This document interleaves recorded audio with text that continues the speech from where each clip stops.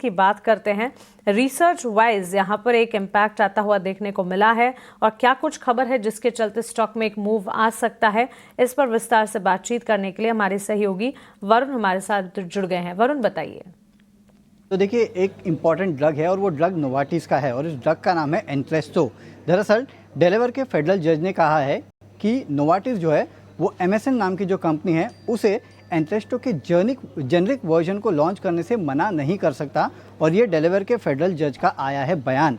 इसके पहले भी अगर आप देखेंगे तो यूएस अपील्स था, साथ ही साथ जो बाकी फेडरल जज थे उन्होंने नोवार्टिस को कहा था कि वो दरअसल एमएसएन की जो लॉन्च है, एमएसएन के जेनरिक वर्जन लॉन्च है जो एंट्रेस्टो का, उसको नहीं रुका सकते। अब ये देखिए, नोवार्टिस के लिए इंपॉर्टेंट ड्रग है क्योंकि काफ़ी सारी कमाई उनसे इस ड्रग से आती है।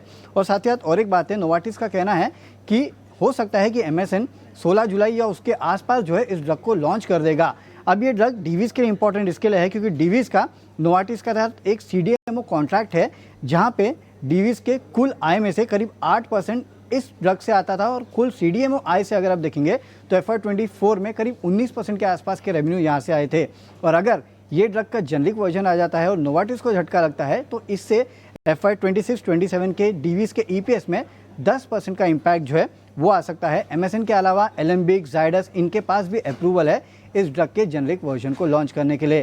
तो एक नेगेटिव खबर है, हालांकि इसके पहले भी लगातार यूएस के फेडरल जजेस जितने थे उन्होंने नोवार्टिस को कहा था कि वो ब्लॉक नहीं कर सकते इस ड्रग को, और अब डेलावेयर के फेडरल जज ने भी कहा है कि नोवार्टिस जो है इसको ब्लॉक नहीं कर सकता। तो हो सकता है एमएसएन का जो जेनरिक वर्जन है वो आपको जल्द देखने मिले। इसका इम्पैक्ट डीवीज के ओवरऑल ईपीएस पे हो सकता है।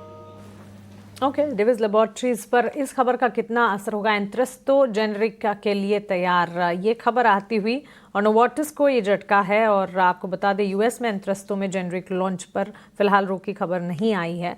और ये सारे के सारे news and developments Divi's lab पर किस तरह का असर डालेंगे, इस पर खासतौर से हमारी नज़र रहेगी। वरुण, शुक्रिया आपका हमारे साथ जुड़ने के लिए और ये सारे के सारे डिटेल्स डिविज लेबोरेटरी से जुड़ी हुई हम तक पहुँचाने के लिए। इस बीच प्री ओपन के लेवल्स भी आपके स्क्रीन पर आप देख रहे हैं। एक आध 2 मिनट में ये लेवल्स जो हैं एब्सोल्युटली फ्रीज होते हुए नजर आएंगे। 25,164 के लेवल्स पर इस वक्त हम देख रहे हैं निफ्टी में कामकाज खुलने की तैयारी। ऑलमोस्ट हल्के फुल्के मोमेंटम के साइंस हैं, लेकिन टू अर्ली टू से मार्केट में, क्योंकि ग्लोबल फ्रंट पर जो सेटअप है वीक नजर आ रहा है। गिफ्ट निफ्टी की तरफ से इम्प्लाइड ओपन इंडिकेशंस वीक हैं। 25,150 के नीचे हम क्लोज हुए थे।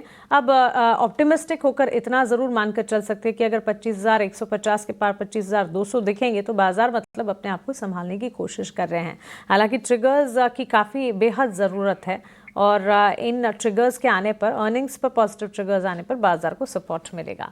लेकिन चलिए एक बार 9 के नौरत्न की सूची